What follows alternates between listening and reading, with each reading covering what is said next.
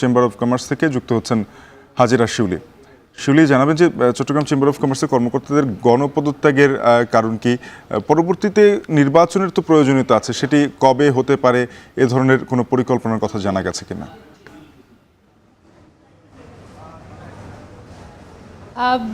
গত 5ই আগস্ট সরকারের পট পরিবর্তনের পর চট্টগ্রাম চেম্বার নিয়ে ব্যবসায়ীদের ক্ষোভ প্রকাশ্যে আসে এবং ব্যবসায়ীরা দীর্ঘদিন ধরে অভিযোগ করে আসছিলেন যে আসলে চট্টগ্রাম চেম্বার ব্যবসায়ীদের স্বার্থ রক্ষা করতে পারছে না এবং এখানে পরিবর্তনটা প্রতিষ্ঠিত হয়েছে বলে তাদের অভিযোগ। এবং গত 5 মেয়াদে টানা কোনো ভোট ছাড়া এখানে নেতৃত্ব নির্বাচিত হয়ে আসছে এবং এইসব বিষয়ে তাদের ব্যাপক ক্ষোভ ছিল। এবং গত কয়েকদিন ধরেই তারা গত 2 সপ্তাহ ধরেই কিন্তু তারা মানববন্ধন সমাবেশ করে দাবি করে আসছিলেন বর্তমান পরিচালনা পর্ষদ যেন পদত্যাগ করে নতুন করে নির্বাচন দেয়। সেই ধারাবাহিকতায় এর মধ্যে কিন্তু 12 জন পরিচালক পদত্যাগ করেছেন।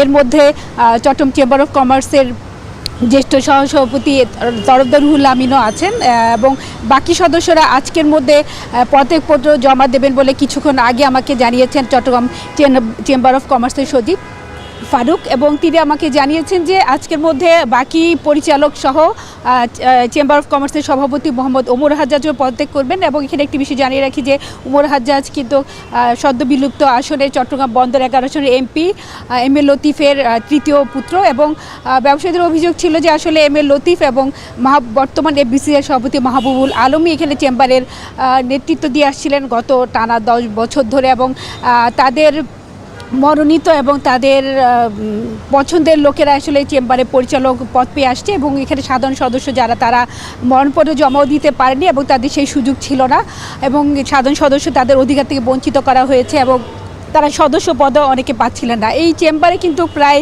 7,000 সদস্য রয়েছে এবং এইটি একটি 118 বছরের ঐতিহ্যবাহী চেম্বার এবং প্রথমবারের মতো ব্যবসায়ীদের দাবির প্রেক্ষাপটে পুরো চেম্বারে পরিচালনা পর্ষদের সব পরিচালকরা পদত্যাগ করছেন, সভাপতি সহ। এবং আজকের মধ্যে তারা পদত্যাগপত্র জমা দেবেন এবং চেম্বার যে সচিব তিনি জানিয়েছেন যে বাণিজ্য মন্ত্রণালয়ের যে বাণিজ্য সংগঠন বিভাগের মহাপরিচালকের কাছে সবগুলো পদত্যাগপত্র জমা দেওয়ার পর হয়তো বাণিজ্য মন্ত্রণালয় থেকে একজন প্রশাসক নিয়োগ করা হবে এবং পরবর্তীতে এই নির্বাচন ব্যবস্থা করবেন, আয়োজন করবেন প্রশাসক।